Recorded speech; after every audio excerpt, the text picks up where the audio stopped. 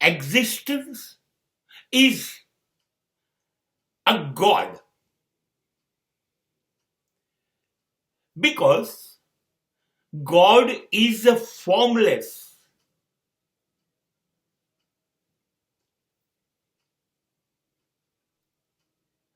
God is a speechless.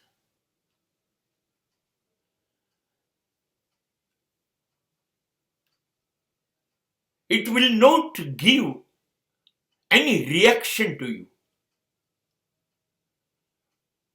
It is a disappear every time for everybody.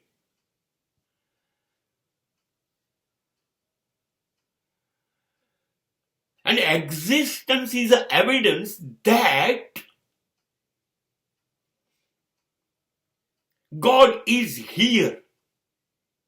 Here, in the form of evidence. You can say existence, existence, existence.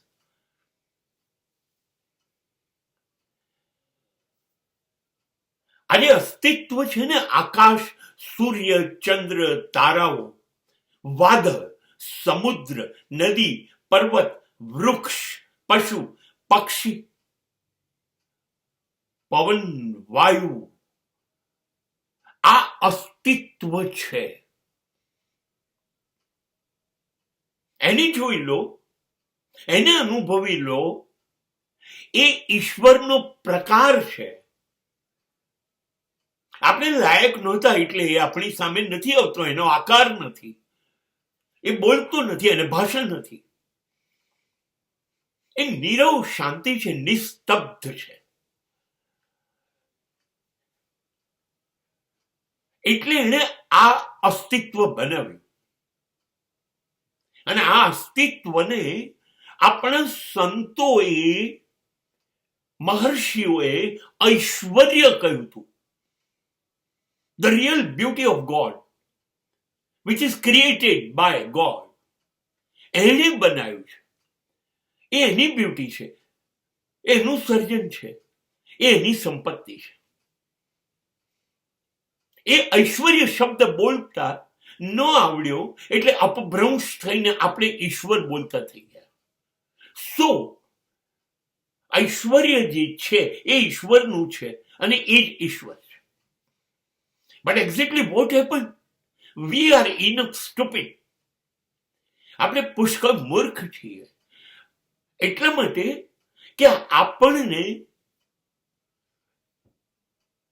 સત્ય અસત્ય, સાચું ખોટું મને સમજ નથી પડતી. આપણી પસંદગી હંમેશા અસત્ય ખોટા તરફ જાય છે.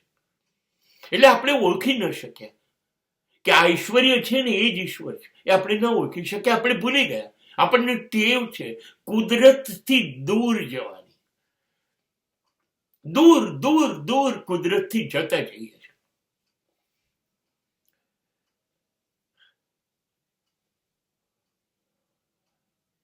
અને કુદરતનો નાશ કરવા તરફ સતત સક્રિય થઈ ગયા છે.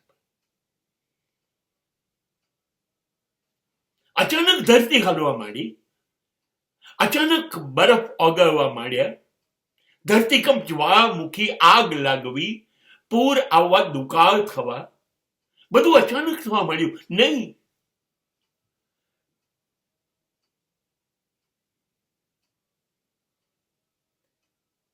તમે કુદરતને ડિસ્ટર્બ કરી, તમે કુદરતને કરી. એનું બધું જ નિયમિત હતું, ક્રમબદ્ધ હતું.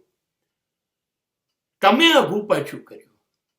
તમે ઝેરી વાયુઓ નાખીને વાદળોને વરસાઈ દીધા તમારા દેશમાં, તમારા સ્વાર્થ માટે. તમે નદીઓ ઉપર બંધ બાંધી દીધા. તમે દરિયા કિનારા ઉપર શહેર વિકસાઈ દીધા. તમે પહાડોને તોડ્યા, તમે જંગલોને કાપ્યા, તમે પશુઓ અને પક્ષીઓ માટે રહેવા લાયક જગ્યા ન રાખી. એટલા બધા ઉદ્યોગોના પ્રદૂષણને ધુમાડા છોડ્યા કે પ્રાણવાયુ રહ્યો ને જીવવા માટે. પ્રદૂષિત થઈ ગઈ પૃથ્વી.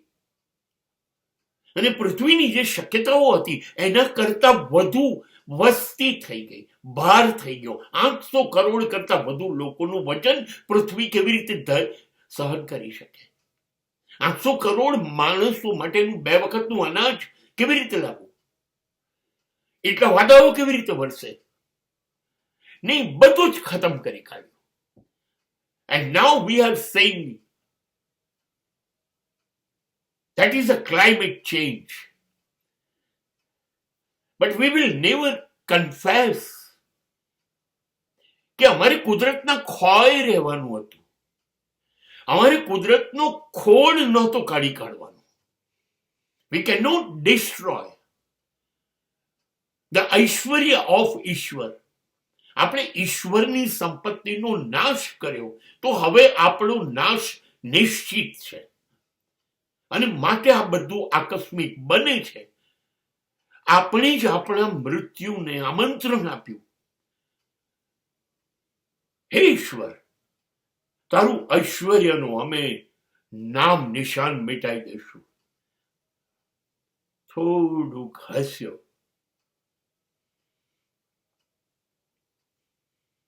અને પછી આપણે જ કહ્યું કે અમારો જ વિનાશ થઈ ગયો.